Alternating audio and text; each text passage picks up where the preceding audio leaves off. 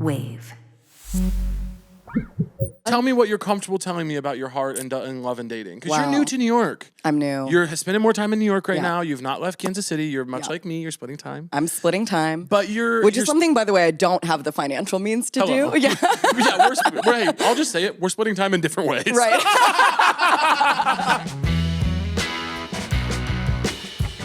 Oh, Tara, what's going on with you? What's going on with me? It's a kind of gloomy Monday. It is. I was just in Chinatown. I almost canceled. You almost canceled. Gloomy is hard for me. I have 3 things I'm supposed to do today, and they all almost got canceled. You don't like seeing your friends when you're gloomy? I love seeing my friends. I sometimes don't know how to be charming when it's gloomy. You're charming 100% of the time. What are you talking about? You've fallen right into my trap, sweetheart. Okay. Starting off on the right foot.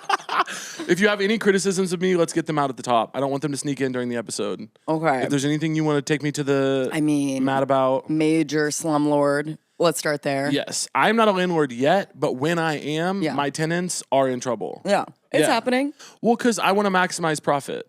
Of course you do. And I don't care who gets hurt along the way. These studios keep getting nicer and nicer. Does that make sense? They keep getting paid less and less. Right. I'm I actually keep seeing taking you money build away. this empire. Sure. Yeah, I'm taking money away from the staff. I am building my empire on the backs of hardworking people. Yeah. Which is the American dream, by the way. It's what they've all done to get to the top. I grew up with nothing. I earned this. Sure. What's not clicking? Bootstraps. I see them all over you. You're wrapped in them. I have bootstraps everywhere. Yeah. Ugh, no. I'm going to be ethical.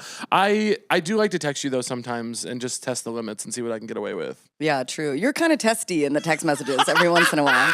Every once in a while. I go, hey, this family on my block's getting evicted. Could I buy that building ethically? Oh, yeah. Kidding. Guys, I'm kidding. I don't do that. What's your perspective? You know, more people than you would expect hit me up for this kind of moral question every once in a while. I don't know how I became anointed as like everyone's like most moral friend. It's certainly not true.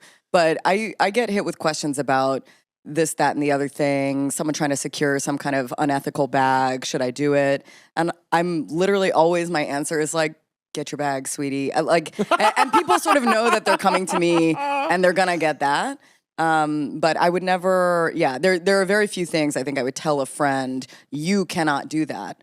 Because ultimately, the problem's with the system, you know? I think you have a really good perspective. I think you're one of my North Stars, not because I think you're like, I think it's because of that. I think because you have a really clear barometer for like, you're not doing the like, look, there's a not small enough number of leftists that I am friends with and interact with in the world that are like, you're not a good enough leftist if you don't prescribe to their every single definition of every single word and issue, and they want to like rake each other over the coals about it, and you don't participate in that, and I don't participate in that. So I know when I come to you, you're going to give it to me straight, and if I got a no from you on a question, if I was like, hey, this thing came up, should I do it? And you said no, I would really know, like, that is not cool. Do you know what I mean? Totally. Purity is boring and incorrect and incompatible with living life. And also, if you want people to take your opinion seriously, I feel like you can't always be in the, this is the only right way zone. You have to be, you have to like take someone's information in and give them feedback related to that situation. My hope is that people would actually take me seriously. If you actually were coming to me being like, this family down the street, they're getting evicted, I want to buy the building, they're also loud as hell, I need them out of my space, whatever. I might be like, Caleb. That's so mean. And I would hope that you would take me seriously on that front. Yeah. You know? I would. Yeah. What are we going to do about these leftists, Tara?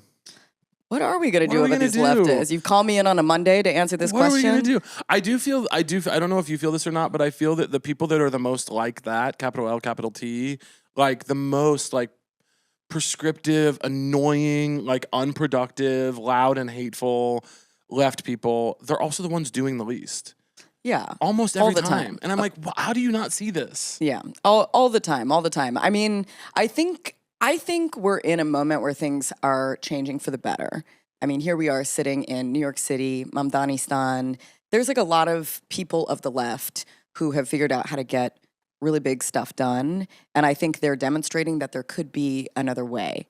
And I think I'm clocking people paying attention to that and moving in better directions than in the past. There's a little bit less infighting, a little bit less kind of keyboard warrior. It might just be that everyone got like locked out of their Twitter accounts by two-factor authentication or something. That's what happened to me. Yeah, you're not on there anymore. Yeah, that's what happened to me. I can't see anything that's happening on Twitter. I can't tweet at all. So, maybe people like me are just getting locked out of the kind of petty discourse, but I do think things are on the up.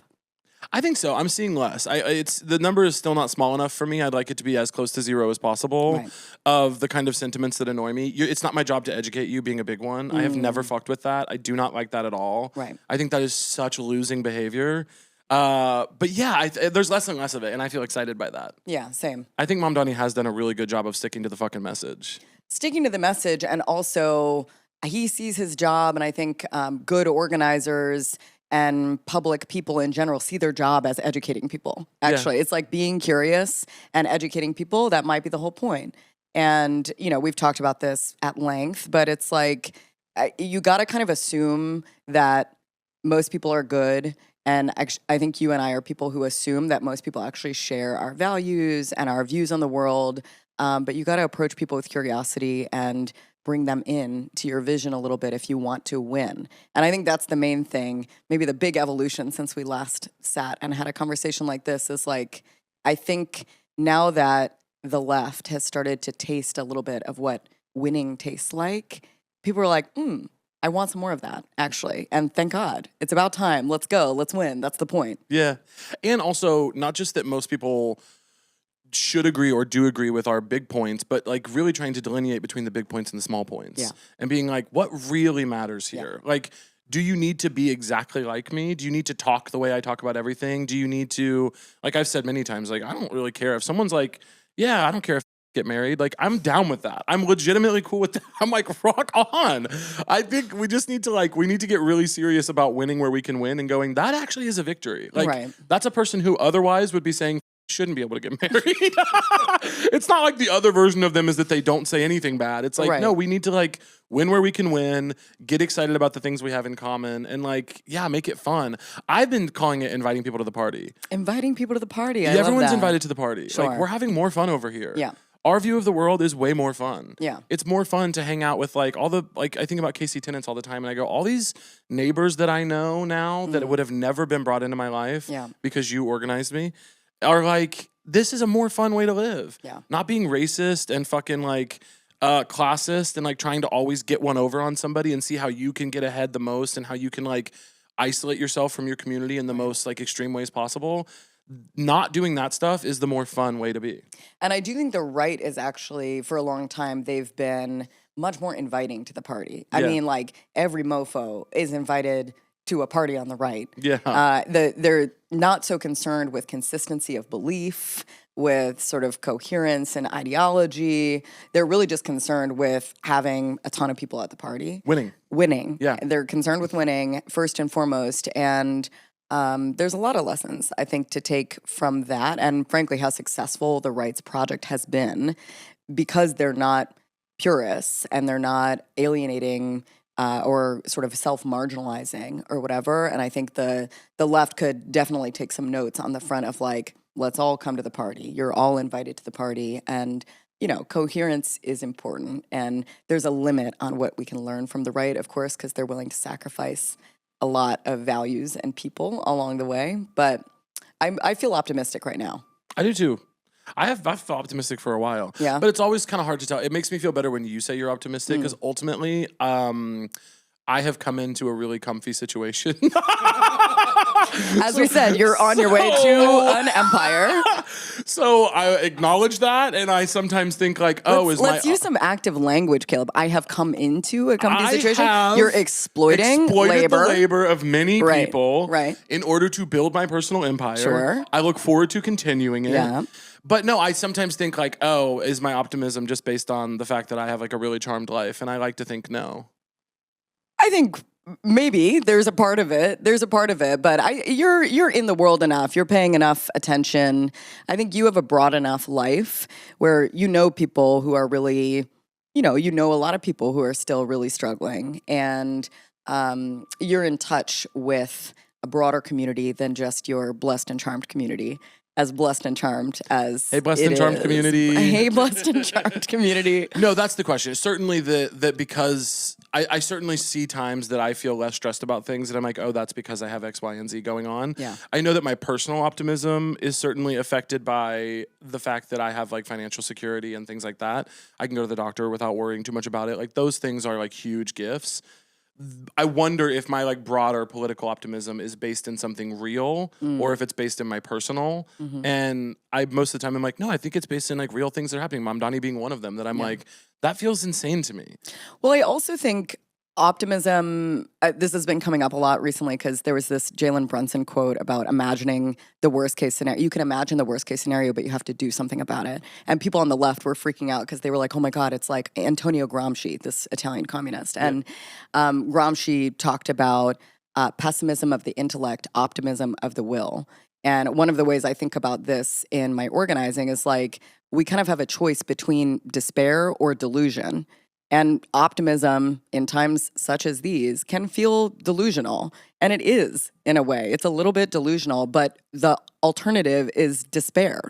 And what happens when you're despairing is you give up.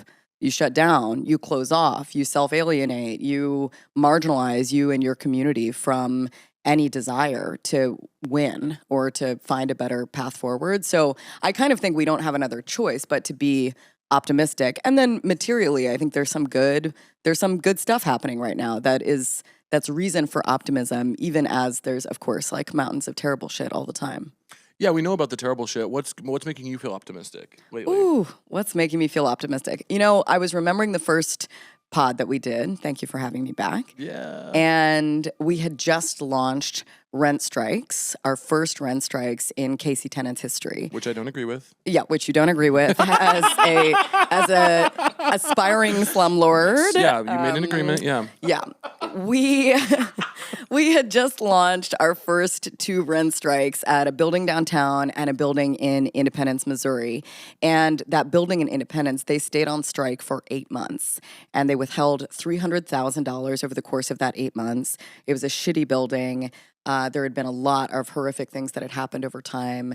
They withheld all of that rent and then finally got to the bargaining table with their landlord in June of last year. And we won rent reductions, 2-year leases, a schedule for major repairs, and they got to keep every cent of that money that they withheld. Which is life-changing. Yeah. And that was just the beginning. So what's giving me optimism right now, what's giving me hope is like that was the beginning of a whole new era for the tenant movement. And I'm not being dramatic in saying that. We're getting serious about our economic power, meaning tenants rent, right? The landlord can't pay their mortgage without our rent. So the theory is really similar to workers on the job. The boss needs your labor. That's how the whole economy functions. So we've gotten really serious about tenant economic power in the last couple of years, and there's a lot of reasons we should all be optimistic about that, because once we figure out how to flex that and flex that more and bigger and all over the place, it could be game over for these slumlords like you. Yeah, like me and what I'm doing to my tenants. Also, I do want to say for anyone listening that isn't as familiar with all of this, like there are probably a not insignificant number of people that listen to the podcast that are, I would say, not completely like organized or fully understand all of this, like what we're talking about. When we say that people are going on rent strike, these conditions are not like we wanted a new AC and they wouldn't put it in. It's like these are like unsafe, unfair, like completely objectionable living situations that are like, I sometimes think that maybe people don't understand. Like they hear strike and they think like, oh, you just didn't want to pay your rent because your landlord wouldn't do something you wanted. And it's like, no, this is actually like bare minimum. People are extremely unsafe. Like it needs to happen. It's the conditions are really terrible. I mean, just 2 weeks ago, I was back home in Kansas City and leading negotiations with a union that I've been organizing with for a couple years, the North Lawn Tenant Union in the historic Northeast. And these buildings are just horrible. As we were sitting at the bargaining table, 2 of the women at the table with me had lost their electrical the day before. no electricity Yeah. in their home in Kansas City, Missouri, United States of America in 2026. No electricity. They had to stay in a hotel. Who's paying for the hotel? The tenant union. But at that moment, we were at the table with the landlord. There's sewage backed up in the basement. There's all sorts of mold and critters and pests. There's no trash. There's no way to get mail delivered. There's a lot of immigrants in that building who can't get their visa documentation sent to the place that they live. I mean, it's really bad. And you're right. I think a lot of people in the sort of more normal sections of the rental market or whatever, they're not accustomed to this kind of treatment. And then there's a whole other swath of people who are not only accustomed to it, they're sort of like numb to it. This is just what life is like if you live under a certain income in a certain community. So the conditions are bad, and we don't take any action lightly, whether it's a rent strike or something else. We're not doing it for fun or for shits and giggles. We're doing it because our people's lives depends on us taking that kind of action. Yeah. It's like also, yeah, I think sometimes people don't understand the full scope of what these landlords and rental companies are comfortable doing to people, particularly people they think they can get away with it. Yeah. Like immigrant communities and like very poor neighborhoods where they're like, oh, well, no one's really paying attention to what's going on over here. I really think it's an active choice that they're like, oh, no one's going to do anything about this. These people don't speak English. They're not organized. And then when the tenant union comes in and they are organized, I think it's a shock and they think they can still get away with it. It's really fun when they don't. It's really fun when they don't. I do love that. But the psychology of some of these landlords is super interesting. Now I've been at the bargaining table with many landlords over the course of the last several years in particular, and it's really interesting. This guy just a couple weeks ago, he pulled up. He flew in from Chicago, pulled up. We were standing outside the building, and first thing he said to me is he was like, I'm not carrying, you can frisk me, I'm not carrying any weapons. And I was like, bro, we invited you to a meeting. We sent you the full list of attendees. We sent you an agenda in advance. We go out of our way to really demonstrate we're coming in good faith, and we want to end with some kind of agreement that's better for the tenants, of course, also better for all parties involved. Your asset is crumbling.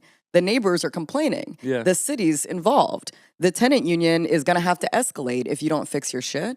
So that's sort of our perspective. And it's super interesting to encounter someone in this immediate defensive posture. He knows he's not acting right. He knows he's getting one over on people. So he comes expecting to be like attacked, right? So that's the beginning. And then we sit down and he starts kind of waxing poetic about his values and what's right and wrong. He identifies as religious. He's mostly in the nursing home business. Bad sign, by the way.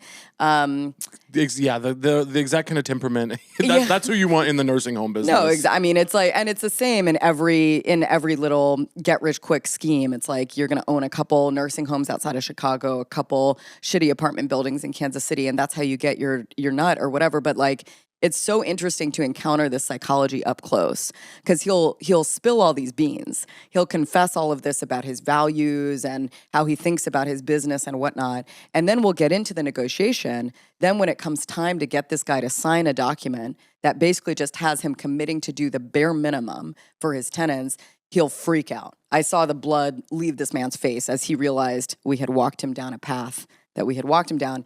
And so my role as the negotiator in that moment is to kind of like turn up the heat, like raise the stakes in the moment where we need his signature. So I reference back to his values and his religion and the way he wants to run his business. And then all of a sudden he's like, well, now it's getting personal and, this is not cool. You can't, this isn't good faith anymore. And I'm like, buddy, you told me this about yourself. Yeah. Right? But this is so many of them. It's like they think they're very happy living miles and miles away from people that they're exploiting. And it's important for us to remember when we're encountering them that they too want to think of themselves as good people. Right. And that's critical in a negotiation is you got to see that in someone and then help call them into that, as painful as the process can be for that man. Yeah, I can't tell what's worse when someone it's certainly more rare when someone unabashedly is like, I do not care about being a good person. This is about profit and you need to get comfortable with that. Yeah. Or when it's that, or when it's, no, I think I'm a good person and it's okay what I'm doing. I can't tell what would be more distressing to me as like a human being to sit across from. because both are so scary to me. Yeah. I think I'm a good person and what I'm doing is okay certainly seems more common. I think most people doing bad think that they are good and they have their reasons and their justifications. But I'm just like, well, that is so scary. Like, look at the way people are living and you own this thing. Like, that's crazy. Yeah. I don't know what makes me more, I don't know what upsets me more. They're both troubling. Yeah. They're both troubling. The other version is like, I think people, execs at these big firms that are buying up huge chunks of the market or whatever, they're so separate. They've obscured their ownership and their connection to the property so much that I think they've convinced themselves they're not even connected to what's going on the ground. It's like numbers in a spreadsheet type stuff. And I think that's the only way you could sleep at night is by really separating yourself. But any way you slice it, it's bad. It's extractive. It's sad. I don't know how people can like deal with themselves, look at themselves when they're involved in business like that. Yeah. Yeah, I don't either. That's why I don't think about it when I'm doing it. Yeah, exactly. Yeah, Exactly. You've removed yourself. It's numbers on a spreadsheet. Yes. Yeah. I actually tell these guys sometimes, I say, you are a number on a spreadsheet. Right. I say that when I walk in, just to remind everyone. Who's number one? On the spreadsheet? Yeah. They're all across. It's basically the spreadsheet is set up to where at the very top, like A1 is me. Sure, of course. And then there's just money signs and smiley faces on either side. And then about 70 cells down, they are all equal on a plane. Yeah. And it's like sad faces and like that kind of stuff. Sure. Okay. That's the spreadsheet. And that's how the empire is built, everyone. Pay attention. That's the technical spreadsheet that runs the business. You want to get like Caleb? Build yourself a spreadsheet like this. You should start doing like get rich quick instructional videos or something. Yeah. Transform the pod. I'm doing something so much more annoying, which is I'm privately talking to every podcaster I know about why they're not running their business correctly. I'm privately going, you're not paying your people enough. This is embarrassing. There you go. Okay, King. So I'm actually doing something way worse. Raising the bar in the podcasting industry. We love it. God, no one listens. We love it though. We love it. That's my influence, by the way. That is not your influence. Anything good you're doing, I'm just gonna be like, that's my influence. That's my influence. I organized him on a dance floor years ago. That's my boy. You have a lot of influence in my life. You do have a lot of influence in my life. What do you think of me? Good and bad. What do I think? You go first and then I'll do you. Okay, here's what I think of you. A couple weeks ago. Tara! A couple weeks ago. Don't make it time specific. A couple weeks ago, you called me on this podcast. Yeah. You had Sereni on. You called me on this podcast. You accused me of not following through on a plan with you. Which one's my camera? And then I corrected the record, and you called me all sorts of names. You called me a charlatan. Right. You called me a fake. In my defense, You called me a fraud. Right. You called me a conniving brown vixen. It got racial. Conniving brown vixen, no, is my nickname for you. In fairness, that's something sweet we agreed upon a long time ago. I didn't sign anything. I didn't agree to anything. Yeah. Okay, what do I think of you? So basically, I think you're fake as shit based on that interaction. Okay. Right?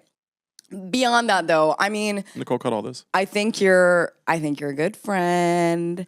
I think you're really thoughtful about where you're headed in life, and you're ambitious, which is the thing I think is most fascinating about you. You're not apologizing for wanting to do the things you want to do, for having a big, cool, interesting life, for wanting your life to get bigger.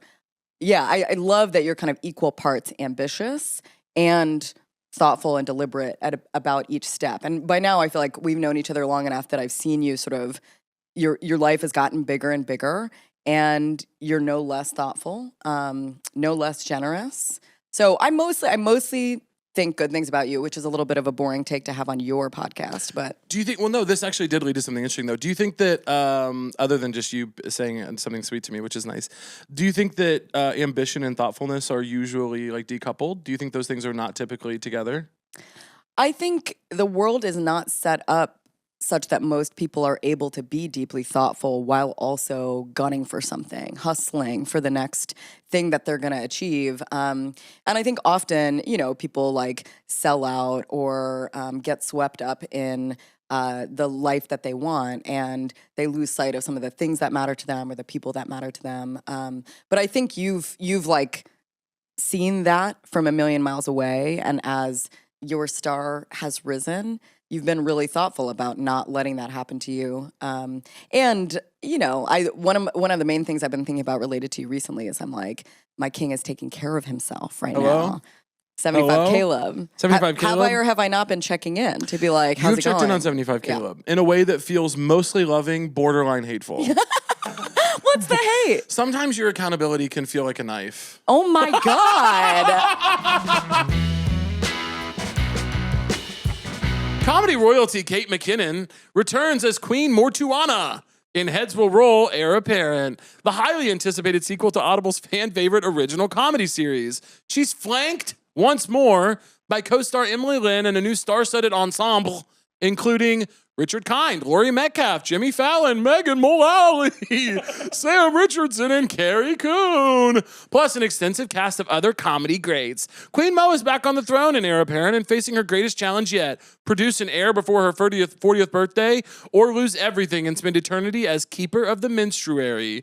Part medieval mayhem, part razor-sharp social commentary, Heads Will Roll, Heir Apparent is fantasy comedy for the ages. It has everything: tradwives, polycules, Sasquatch mercenaries, milk people, Toad on Mole romance, a child named Barbara. Seriously, everything. Don't miss a moment of Kate McKinnon and a killer cast in Heads Will Roll, Heir Apparent. Seed a child or seed the throne. Listen to Heads Will Roll, Heir Apparent, available now on Audible. Go to audible.com/Heads Will Roll series to start listening today. Folks, this episode is sponsored by Quince. One thing I love about summer is how easy everything feels. The days are a little more relaxed. You find yourself reaching for the same comfortable go-anywhere outfits again and again. And if you're looking to spruce up your summer wardrobe, look no further than Quince. They focus on well-made essentials that naturally become those everyday staples you actually live in all season long.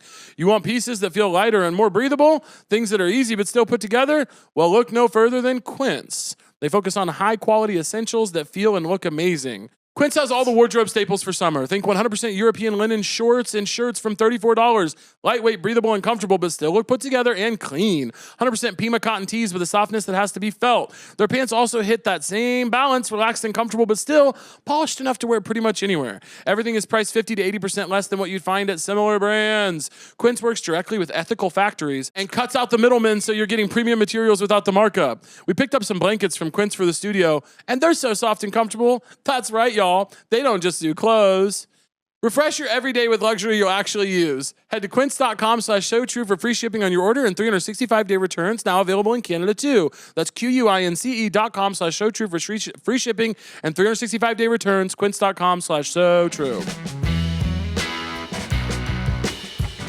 No, I'm kidding. You're one of the most loving people I know. Oh my God. Okay. You're so say good. that straight to camera. You're so good at loving people. You really take care of everybody in your life. Thank you. I'm shocked at the capacity that you have for love. You're so sweet. You're obsessed with power and winning in a way that I think is so inspiring. Thank you so much. I love how much you want to defeat. I love how much you want to win, especially for people that you don't have to love as much as you do. Like, it would be very easy for you to not care as much as you do about the things you care about, and I'm so grateful that you do and are, because without you, I don't think I would be.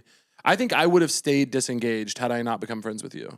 I think I would have just stayed like where I was, which is like I donated a little bit of money every once in a while to a couple of things I believed in. Yeah. I voted the way that I thought was correct. But really, after like 2016 Bernie situation, I really feel like I was not completely disengaged, but I certainly was not engaged at the level that I am now, and that really changed when I met you. I think you have fundamentally changed my life, and hopefully, if there's any reason for me to be doing this job where I fucking talk every week for an hour about myself and whoever I'm with, if there's any good that comes from it, I hope that maybe it helps other people see the world the way that we see it. You know, that's so sweet. Thank you for saying all of that. You're like, and you're a conniving brown vixen. Yes. But yeah. That underlies everything. That sweet nickname underlies it all. But no, the thing that's really cool actually is because we're friends, there's like a lot more and different kinds of people who are getting involved in the tenant movement than ever before. I told you that like I was at an event in Chinatown a couple weeks ago, and on my way out the door, this person stopped me and was like, I went to Union School last summer. Union School is this like big virtual training that we do to teach people how to organize their building and across portfolios. And I was like, wow, that's awesome. How did you hear about it? And the guy was like, I follow Caleb on Instagram. And I was like, that's my guy. Bringing people in. The first inviting time people to the party. Inviting people to the party. The first time in years that I felt that my being on Instagram was worth a single thing. Yeah, I think it's nice. I think my job is a lot easier when I can view it as like an opportunity to like share my view of the world and hopefully like make people laugh and make people feel better about everything that's going on, and less like I want more followers and more money. You know, that part makes me really ill. So it's nice to have maybe even if it's a false perspective, it's nice to have it, you know? The accountability is a knife line is really still sitting with me. So if you're gonna just put that into the world, one thing I do need to hold you accountable to is I've been wanting you to write something about artificial intelligence. Yeah, artificial intelligence. And you have a lot of thoughts on AI, and I sort of don't understand why you haven't taken my call to write something yet. I have been creatively for about 7 or 8 months in a space that I could only describe as completely confused. I do not know what I want. I do not know what I'm doing creatively. I don't know what I view this podcast as. I don't necessarily view it as a creative endeavor on my end. You don't think we're making something right now? We are making something right now. Certainly, we're always making something. Sure, but I don't view it as maybe like, I don't know. I view it as a separate thing. It feels like its own separate thing that I love and have a lot of appreciation for, and I'm really grateful for it. I've learned a ton from it. Like, I love this podcast, but I don't view it as the same as writing or performing or the other things that I do creatively. And I can't even fully describe what I think the difference is. However, I do think I should write something. I just saw before we started recording that Google is giving A24 $75 million to do like AI. They're being really stealth about the way they're describing it. They're like tools to help filmmakers. And so I'm like, that's a new thing. Not a new thing. That's a thing they're doing a lot with this AI stuff right now, is they're trying to obscure it and being like, well, we're not going to use it to generate the images on the screen. We're only using it to help filmmakers storyboard. And it's like, right, well, that's someone's job that just got lost. And that's someone's brain and their also whole that thought becomes process. the image on the screen. Right. Like, and also when you storyboard with a theft technology, which is what generative AI is, it's a theft technology. All it can do inherently and definitionally is steal from reference images that were made by humans. Then theft is in the DNA and the foundation of your project. Regardless of if you generated the background of the fucking scene with generative AI, theft is in the DNA of your project, and it should make you fucking sick. It doesn't make them sick, they don't care. But I really, really, really don't understand why so many, like, A24 is a great example of why fucking do it. What I need you to do is take those words you just said, write it up, and put it out. And the reason I keep pushing you on this is it has to do with what we were saying about the left before, where the left can be like purist and exclusionary and whatever. The left can also be lazy. And I've been feeling this about... Put your hands up. Put your hands up. The lazy left is present and accounted for. Everybody make some noise. The lazy left is in the house. No, but my whole team is the lazy left. The lazy left 1, the lazy left 2, the lazy left 3. The spreadsheet is called the lazy left. The lazy left. And A1 is you, honey. Yeah, I only employ the lazy left, and it starts at the top. Right. And A1 is you, and A1 is you. But I think the left can be a little lazy about topics like AI, where there's such a knee-jerk, like, fuck AI, it all sucks, you know, anyone's cooked who's using ChatGPT and whatever. And while I might agree with some of those sentiments, I am a little bit like, there's some irony to me in us having that kind of view that's fundamentally about protecting our cognition, right? But then not engaging our cognition to actually have a grounded, interesting, nuanced critique that's engaging with like the reality of what's unfolding around us. So this is why I'm pushing you. This is why I'm asking you, I'm inviting you to abandon the lazy left, maybe just for an afternoon. That's my family. And write up some of your ideas about AI. Because I think you have such a unique perspective as someone who, whose life is the way it is. You create things for a living. You make people laugh for a living. You have something to offer the world that only a human can offer. And I think you're seeing things happen in the industry that you're also part of that people need to hear about. Yeah, you and I have talked a lot about this in the real world, off these mics, about how ironic it is that people are you said a little bit about it, but that people are basically like the defense, the criticism of AI is that it's going to destroy our ability to think critically and put ideas together on our own and use our brains for what they were intended to do. And then so many people criticizing AI are just like, fuck it wholesale. Right. There's no reason to step out my argument. There's no reason to make the case because it's just bad and it's labeled bad and we shouldn't do it. Right. And that inherently is a thoughtless, like uncritical, uninteresting condemnation of the thing. Right.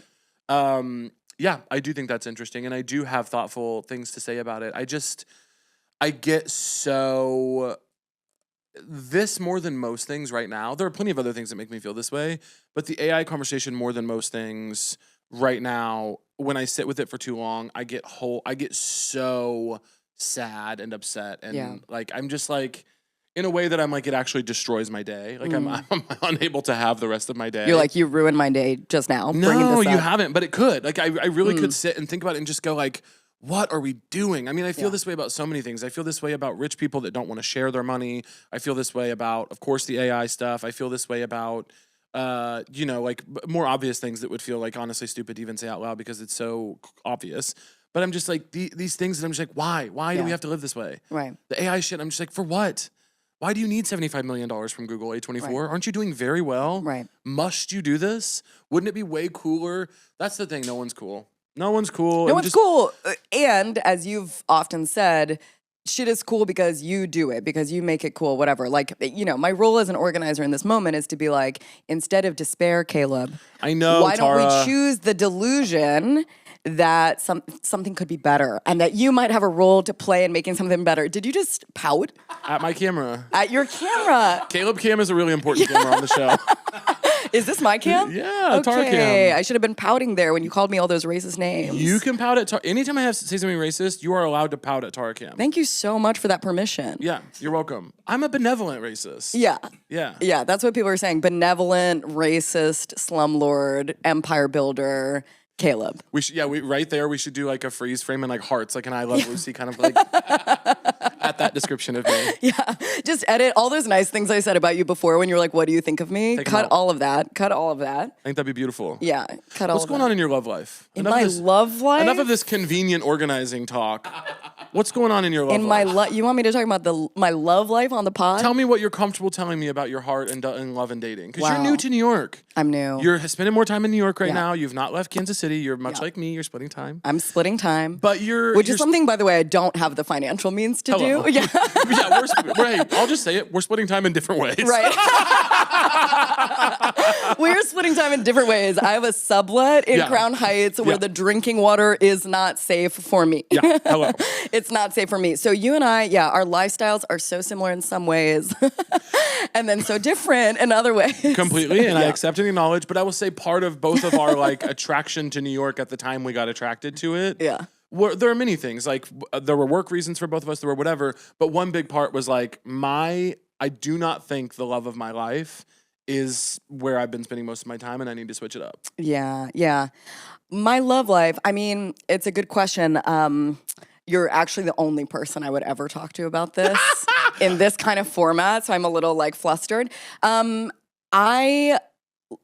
I want love in my life. Yeah. I'm a big romantic. I want big love, nothing less. Kansas City was hard for that. I would say it's impossible. It's near impossible. People sometimes are like, it can't be impossible. What are you talking about? And I'm like, no. Like statistically, there are just not that many people of a relatively age-appropriate range, like in our worlds in any way. Just when you get down to it, it's like there's like 3 people to date in the whole city, and like I went out with all of them. Yeah. And 7 years later, here I am.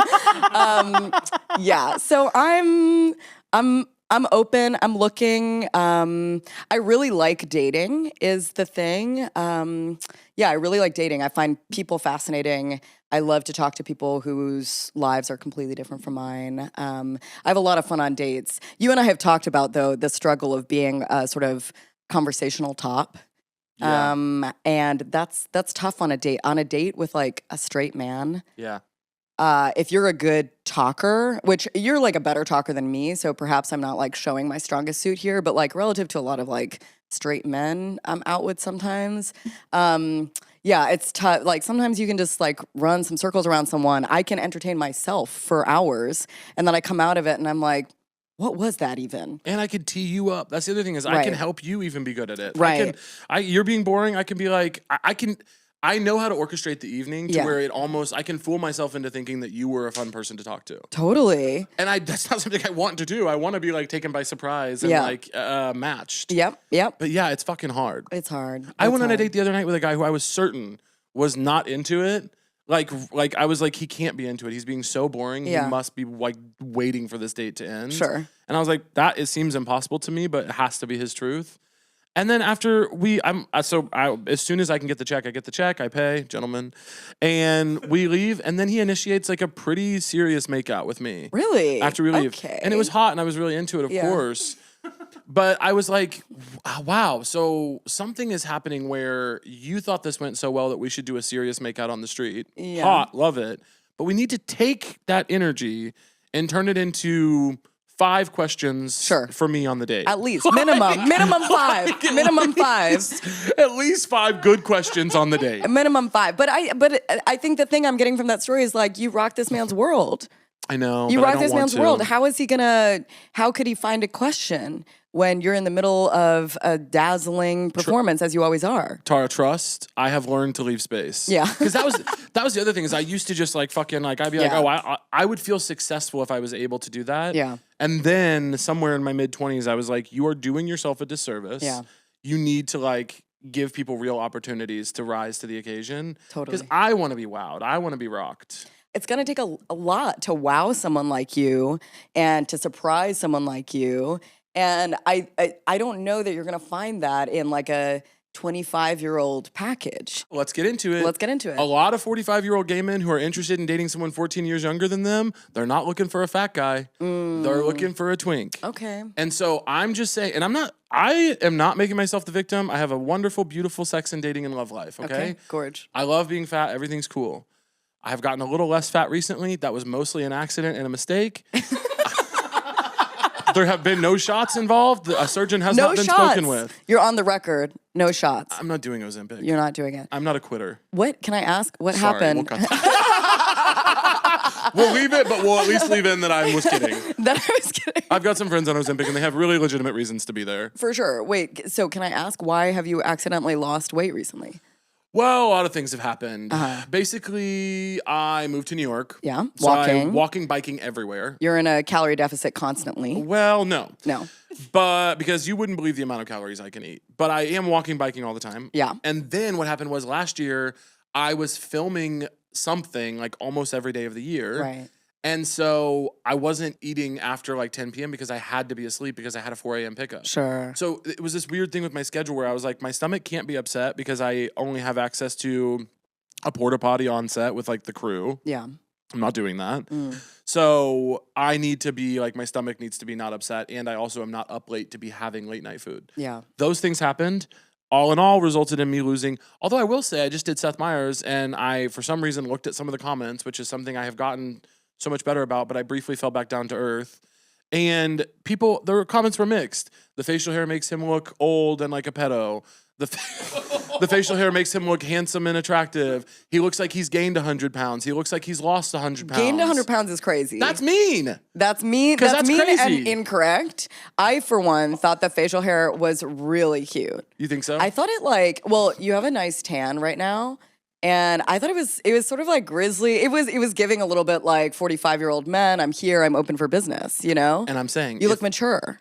I am putting this on the record right now. Put some inspirational music under this. Right. 45-year-old men. 30. The pot has really changed. 35. You've got all these effects. 35 to 45-year-old men. 45. I'd say North End is probably 45. We named an upper limit finally. I am 31 finally. years old. It can't go higher than 45. It can't go higher than that. Yeah. If you are 27 to 45 years old and you want to sweep me off my feet, come around. What would it take? What would it take for a man to really sweep you off your feet? Charm, questions, participation, making plans, being available at every moment that I want you available. Right. Having an interesting life, yet being completely flexible in to the what I need. beginning, I was like, that's not too much to ask, sweetie? And then you kept going, and I was like, okay, well. Dropping everything when I call. Sure. If I call and you have plans and I say I want to hang out tonight, you say I will cancel everything and be there. Yeah. Except for sometimes when I do that, you have to not cancel and do your own thing so that I don't get turned off by you. Totally.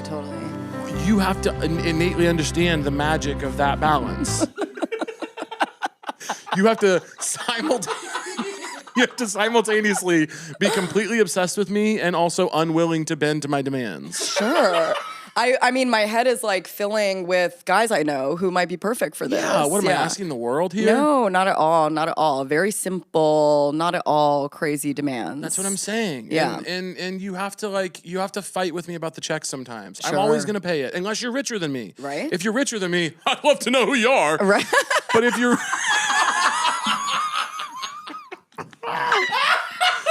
I'd have to go out with freaking Elon Musk or something. Oh, you're getting it like that from the pod. Damn. No. Are boots okay on here, by the way? No, that's fine. We love those. Cool. But if you're richer than me, sometimes I might let you pay. But if you're not, you need to at least fight about the check every once in a while. Put up an effort. I want some transparency on what you're making from this podcast. That comment was crazy. I'll tell you off camera. Off camera. It's more than you think.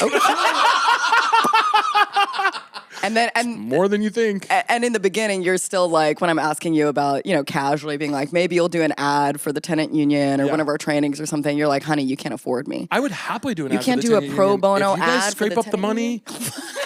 You guys put on a bake sale or a talent show or something. A bake sale. And you get that money over here. I mean, I'll do what I can. Yeah, you guys pay me because I do a lot for you guys. Yeah, you do actually. And so I think the least you can do You is do. pay the rate. You do a lot for us, and I will say there's so much. People are always asking me to get you to do stuff.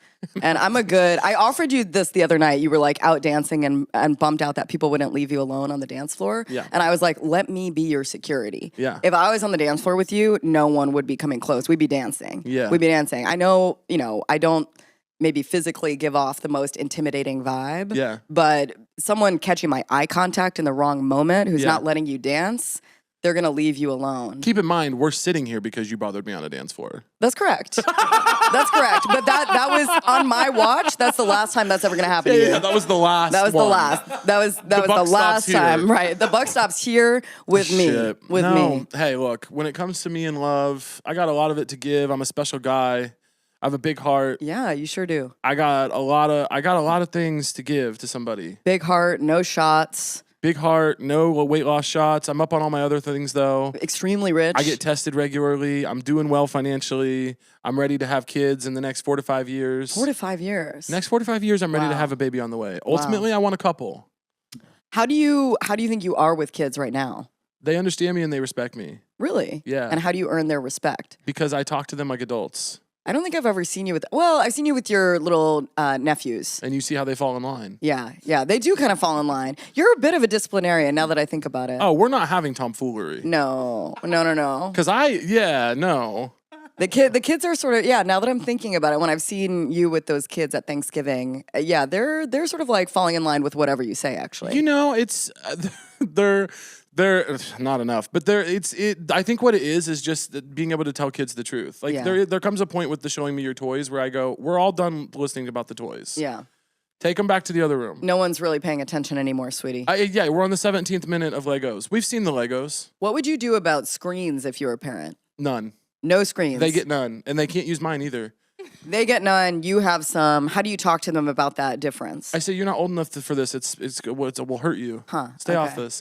They're not getting their own screens. Yeah. My kids are not having their own screens. They can have a phone when they get their driver's license. Okay. And it'll be a flip phone. A flip phone. They can have a flip phone when they Cute. get their driver's license. They cannot have social media. Yeah. There will be no tablets. And I say all that as someone who doesn't have kids. Yeah. And I bet there's some parents listening right now going, yeah, good fucking luck, buddy. And I bet they're right. I bet my kids will have a screen the day they're born. Okay. I bet I'm saying right now, my intention. Yeah, my intention is no screens My intention whatsoever. going in is no screens. The Flip reality is phone. probably they get a screen at the hospital. Okay. Okay. So the truth comes out. Yeah. There's a lot of truth coming out today. Wake it up. Wake it up. Yeah, that's me. What were you, did your mom say yes to you a lot growing up? We were extremely poor, so Yeah. she said yes when she could, but it wasn't like there was a lot of opportunity. Okay. I was asking for things. I would say when I was younger, I was asking for things that just weren't possible. What were your dreams? What were you asking for? To be rich, to have more than we did, Mom, can we be rich? to wear name brand clothes. Okay. Mom, can I wear Under Armour? She'd say, well, it depends on what Goodwill has. And I'd say, Yeah. disgusting. Gross. I'd be so mad when she would come home with Really? Goodwill stuff. Yeah. Because it was never cool stuff. It was like all the cool kids had like the new stuff. Yeah. You know? Yeah. And I look back now and I'm like, that was actually really cool. My mom rocks. But as a Yeah. kid, you don't have like perspective. Right. You're like, ew, I want to be like everyone else. But she was trying. Like when you would say a dream to her, she'd be like, okay, let me try to figure out how to make some version of this happen. She would, and I will say, she made sure I went on every school trip. Like there were a bunch of like, we would go to Washington D.C. or we'd go to Orlando for like conferences and stuff and like competitions. I went to every single one, and I looking back, I'm like, we could not afford that. I don't know how she made it work. She certainly skipped some meals. Yeah. Yeah, crazy.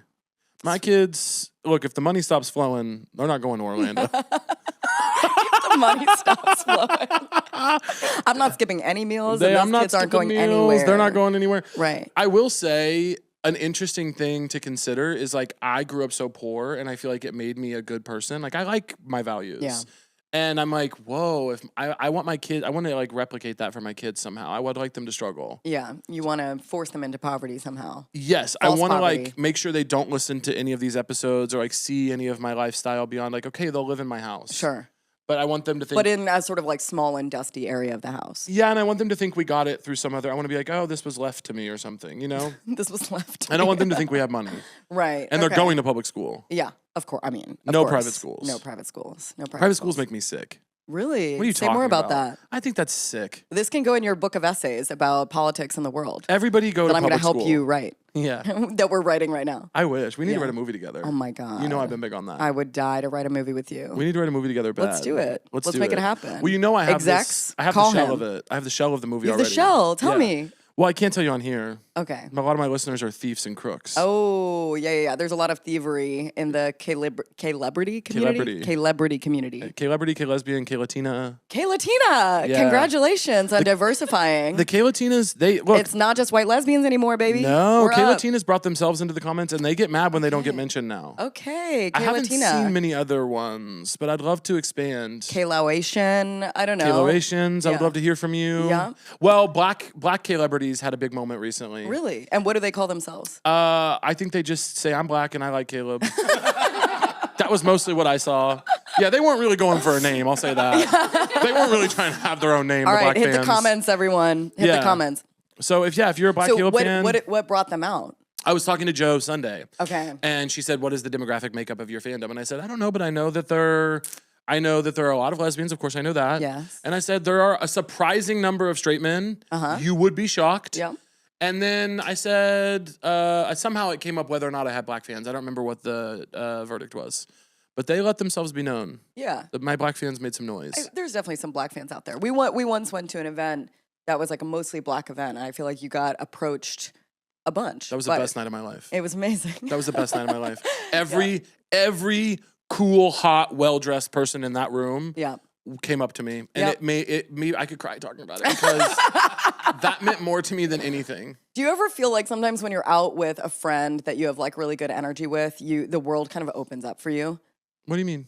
I'm just saying, like that night, that like best night of your life, I feel like maybe I contributed a little bit. Oh, I understand. Sorry, Yeah. you're asking if If our connection was so vibrant Yeah. that people were kind of coming out of the woodwork to talk to you. did I feel like that night really was about you? Yeah. Yes. That's essentially what I'm asking. I feel that all my nights are about you. Wow. I would do anything for you. Wow, that's I hope so you know and sweet. feel that. I do feel that, although we need to hang out a lot more, I think, for me to me. feel that, for the truth to really settle in. Call me. Yeah. Yeah, I'll call you. You don't really call me. I call you sometimes. Nice. Please. The thing that's annoying to me recently about calling and texting you is like it's still green. Android. Yeah, you still have an Android. Android. But so is that an Android? Like what I'm looking at as an Android? That's an Android. Okay. Yeah. You're really committing. I'm loving it. Yeah. I'm getting put on no group texts at all. Well, we have a very famous and ongoing Hasn't group really been text. going lately, has it? Hasn't really been going because Everybody I think hates the green we're all text. bummed out by your green text. I know everybody hates the green text. Look, that is one of the group chats that I'm sad to see go. It's a casualty Sad in the to see crossfire. go. I'm like, damn, this is like a post-mortem on our group chat. It's not really happening anymore, and I hate that. Yeah. But if it means that I get left out of all these other ones that I want nothing to do with, Right. it was either this or change my phone number. I'm getting put in too many things. What are people putting you into? Any fucking stupid thing. When you have an iPhone, people will put you in anything. Sure. A group text about lunch where people text that they're 5 minutes late. That's fine. Just But come on. The lunch text is ongoing? Like, what's bothersome about that? Yes, because then people think there was a connection formed in the group text, and Yeah. sometimes there was or wasn't, but it's just too many texts. And people text you less in general when you have green text. I'm telling you, iPhone people will do that thing all the time where they're like, oh my God, send. So the other day, send. I was at the store, send. Knock it off. Knock it off. People are sending less voice notes. People are... You don't want voice notes from your friends? When a lot of people think that it's okay to send you 7-minute voice notes, Yeah. it increases your time on the phone. That's a lot. I love hearing from my friends. I am not complaining about being so loved and a part of such beautiful community. Yeah. I love that. We're going to have to find a different way to express that. Sure. Ideally in person together. I cannot be on the phone. The phone makes me sick. Yeah. And Yeah, that being fair said, I'm enough. on there. You are on there. You are on there. I treat my voice notes from my friends as a little podcast. You Yeah. know, Katie and I have a long voice note back and forth. She's amazing on a voice note. I'm like a rambling idiot. I'm talking for No, you're 11 not. minutes. I'm walking around. I'm pacing. I'm washing my dishes. You're getting all sorts of background noise. And then there's some people like Katie who's like a professional at voice notes. It's so coherent. It's kind of classically wise. She's got a lot of good advice for me. She's remembered every single thing I've said a week ago in my 11-minute ramble. It's beautiful. I'm not skilled, but I'm like energetic. I'll think of some good anecdotes and weave them in. I would say you and Kevin are, it's funny because our little 4-person friend group there's many natural alliances. And one of the places that you and Kevin team up is on the long, meandering, kind of crazed voice note. And Katie and I are very much the same in style where it's like tight, like Yeah. to the, but all the little natural alliances that form are fun. They are really fun. You just made me think of one of our biggest rifts this calendar year so far. I was having a rough beginning of the year, as you know. I was in Minneapolis during the height of the federal occupation. You were working for ICE at the time, right? You were subcontracting for them for some reason, and you were. Yeah. That's my get rich quick scheme, actually. No, I was there launching a cities wide tenant union. I know, yeah. We were running a rent strike drive. There was $107 million in lost wages at the time of this occupation. And I'd been in India and like flew back early and flew right into it. And it was cold and my skin was peeling and shit was really hard. And everyone there was like exhausted after basically 2 months of warfare. And then I came back to Kansas City after all of that and lost a dear friend. So I was really down bad for a while. And you were being so sweet. You like called multiple times. Oh, yeah. Left a voice note, sent me multiple text messages. And Basically, I just want to also add some flavor to that and say that I was really clocking in. Yes. I was like, Tara, I know you're going through such a hard time. Yeah. I love you so much. Tell me, I want you to text me right now 3 ways that I can support. Like, is it sending flowers? Is it buying groceries? Like, what can I do? it was practical, it was caring, Mm-hmm. it was persistent, and I was being avoidant. And I am sometimes, but I was like really down bad and not really getting back to anyone at that time. And then Not a word from my friend. Yeah, not a word. Not a word from my friend. Actual weeks went by and like multiple unresponded to messages.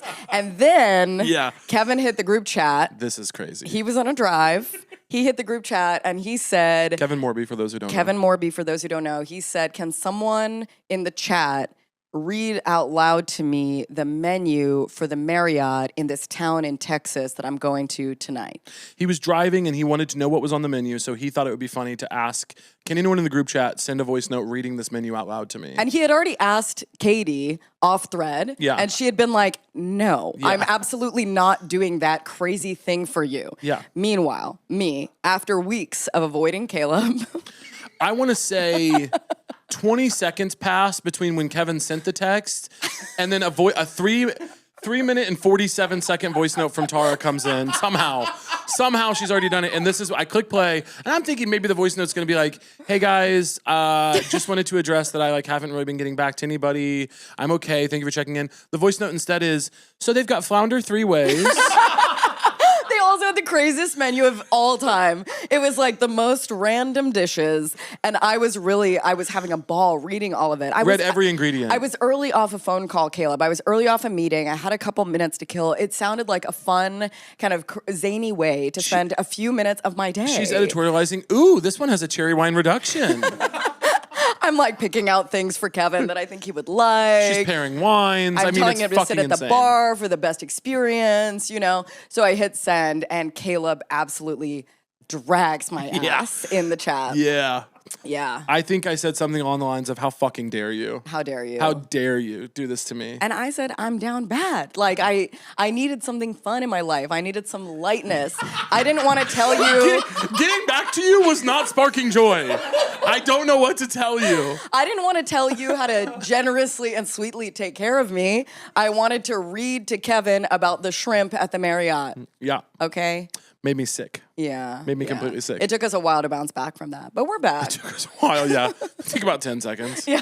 It's so fucking funny. We're back. I couldn't believe it. I was laughing so hard. I was like, "Tara, you must be kidding." Really killed me. Yeah. You feel bounced back? You feel good? I feel good. I definitely was in a sort of mojo deficit for a second there. It's crazy because I love my work so much, and I feel so like called by it and motivated, and it's so cool.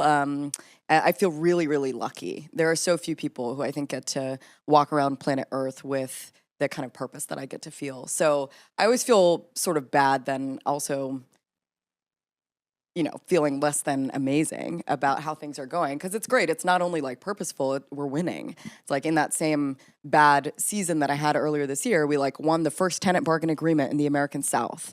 I got to have like 4 baked potatoes with an 80-year-old tobacco farmer named Pauline, who I loved. You know, we transitioned the leadership of Casey Tenants, and Janae Manley took over, and I'm so proud. And so everything was going so well, but I was in a real mojo deficit for a second there. It's tough. I mean, I lost a really dear friend, and I think when you're the type of person you and I are, and our friends mean so much to us, yeah, that was a real hit. But I'm coming back, and summer in New York is great.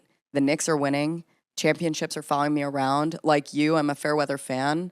And if the weather's fair, the weather's fair. And I'm there. If the weather's fair, I'm there. Yeah, if the weather's fair, I'm there. Go Knicks. Go Knicks. The Chiefs started winning when you and I came back to the city too. That's to true. Kansas City, yeah. Yeah, once we reinvested. And they never called me and said thanks for that. No, I don't imagine I'll be on their call list anytime soon.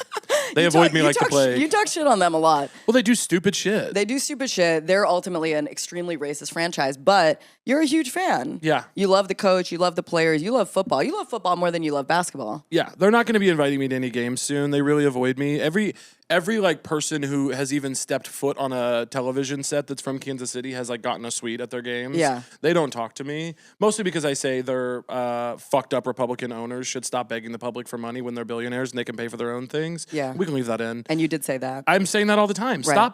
Stop asking working people to pay for your projects when you're a billionaire. Right. I don't care how much we like your little football team. And I do. I'm a huge fan. It's fucking inappropriate. It's ridiculous. You should be humiliated. Yep. The whole point of being a billionaire should be that you can fund your dumb little projects. Yeah. I hate it. It pisses me off. Mm-hmm. And yeah, I just don't like it. I don't like that. Yeah. I mean, I can see why you're not getting invited to their For sure. cozy little seats. Not a fun guy to have at the party. No, not a fun guy to have at that party, but a very fun guy to have at our parties. Hello, a better party. A better party. Imagine how fucking cool life would be for them. Yeah, we would all like them more if they would stop doing that stuff. But I am glad you're doing better. Yeah. I'm happy things are feeling good. Thank Mojo is you. in the right place. Mojo's up. I had a really, really funny joke to make earlier, and I'm not going to make it right now, but I just want you to remind me to tell it to you off camera. Okay. It's a really good one. It's a joke at my expense. It's a joke about your circumstance. Okay. And I'll tell it to you later. It's a really, really good one. Everyone here is going to like it. Yeah, great. Tara, what's so true to you? What is so true to me? I think everyone needs a semi-stupid creative endeavor in their life. Okay, I absolutely agree. You agree? What's yours? Semi-stupid creative endeavor in my life. What is mine, you guys? What is my semi-stupid creative endeavor? I don't. I was about to say the friendship bracelets, but you don't really.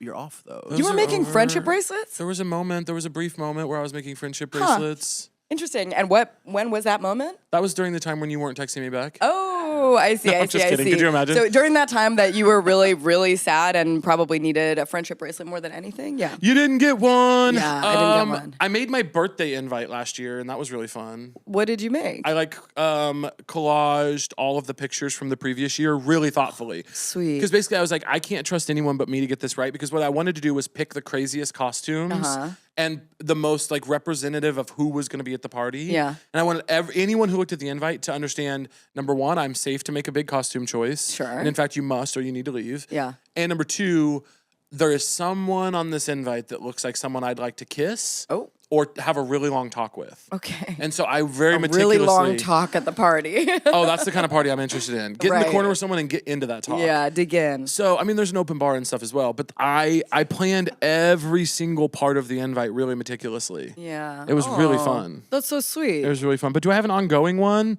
I don't think so. Most of my free time is spent worrying about why I'm not creating. Right. Okay. Yeah. Okay. Well, What is yours? We'll work on that. The zines? Yeah. I love your zines. Yeah, my little zines. I've got a couple though.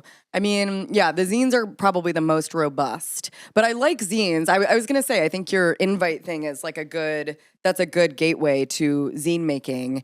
The reason that I like them is that it's just not serious. It's like, or I mean, of course they can be serious, but you don't have to be precious about it. The whole point is that it can be quick, it can be messy. I'm always making like a little like 90-minute something on the weekends. I'm working on a zine this summer about listening.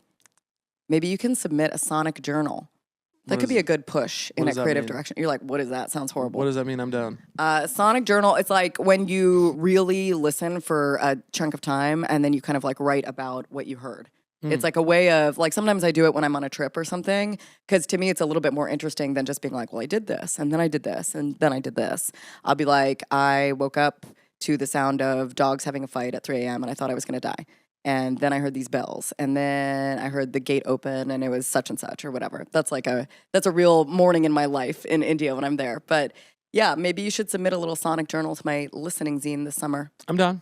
Cool. Put it on the record. I'll do it. On the record. Put it Wow. on the record. It's on the record. You're like, honey, you can't afford me Well, it would be nice if you paid. You're profiting off of this scene. one of these days. Tara, do you want to play a game? Okay. I know you're going to do really good at this one. And yeah, it's hot in here because it's summer and we don't have AC. It's really hot. Yep. Is this what you were yelling at your landlord about earlier? No, it was something different, but that also should be. In his defense, I agreed to the lease when I knew there was an AC, so I can't really yell at him about that. Okay. But I was yelling at him about something else. Put me in. If you ever need someone, you know I'm your girl. If I you ever do. need you're good at a mean email, but I can write one of those. I am good at a mean I could email. lead some negotiations from you. We could Yeah. prep together. It's very intense. The mean emails I've been sending to my building about trying to replace our door staff with an iPad screen. Yeah. I have been ripping into them. You're pro screen, I'm guessing. I'm pro iPad screen. I'm like, get them out of there quicker. Yeah. Fire these people These sooner. people that you're paying, I don't want to see them anymore. Get them off the payroll. I Yeah. care about your profit. Right. No, I had such a good line in one recently. They basically are trying to pitch it as like an improvement to the building. Yeah. And I said something to the effect of like, I don't know if you think we're stupid or if you just don't care, but of course none of us are falling for this is better for the building. So if you're going to fuck us, why don't you just do it instead of lying to us while you do it? Right. Really getting nasty in the weeds with them about their messaging, going point by point. Point by point. Any response? They're responding to me professionally. Yeah. And then I'm responding and saying, thanks for your bullshit response. We both know those aren't your real feelings as a person. Okay. I'm getting in because I'm pissed. They're trying to fire our friends. Right. We love the door staff. Yeah. They say hello to us in the morning. They like welcome us into the building. Sure. They keep our packages. This is their job. Right. Oh, I'm so mad. An iPad screen? Right. So I'm going to read you 15 I'm going to read you 15 statements. You're going to tell me if what I just said was true or false. Okay. Tara, if you get 10 or more correct, we're going to give you $50 US. 50. Uh-huh. Wow. Are you ready? Yep. Shrek sold the most DVDs of any film of all time. False. False. It was Finding Nemo. Crayola's world headquarters is in Seattle, Washington. False. False. Forks Township, Pennsylvania. The show MASH ended in 1979. True. False. 1983. Oreos are vegan.